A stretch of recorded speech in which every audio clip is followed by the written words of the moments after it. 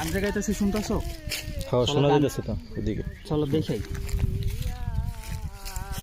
আজকে বাওয়াল বনের এমন একটি জায়গায় আসছি যেখানে কোনো রকম নয়েজ নেই, কোলাহল মুক্ত। এরকম একটি জায়গাতে ফটোগ্রাফি করতে এসে হঠাৎ করে জঙ্গলের আরো গহীনে একজনের গান শুনতে পাই। গান শুনতে পাওয়ার পরে আমরা ওনার কাছে যাই, ওনার সাথে কথা বলি। উনি অনেকগুলা আজগুবি প্রশ্ন করে এবং তার আজগুবি প্রশ্নগুলো আমি মনোযোগ দিয়ে শুনতেছিলাম এবং ওনাকে বোঝাচ্ছিলাম আসলে ছবি কিভাবে তোলে। উনি প্রথমে ভাবছিল, আমার হাতে ক্যামেরা দেখে উনি ভাবছে এটা দূরবীন।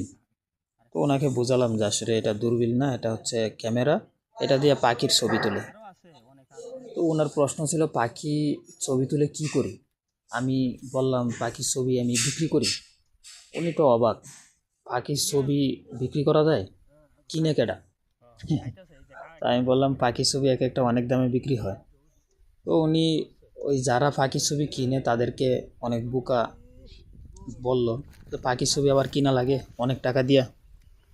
তো যাই হোক, ওনার সাথে অনেকগুলো কথা বলার পরে ওনার কাছ থেকে গান শুনলাম, ওনার জীবন সম্পর্কে অনেক কিছু জানলাম।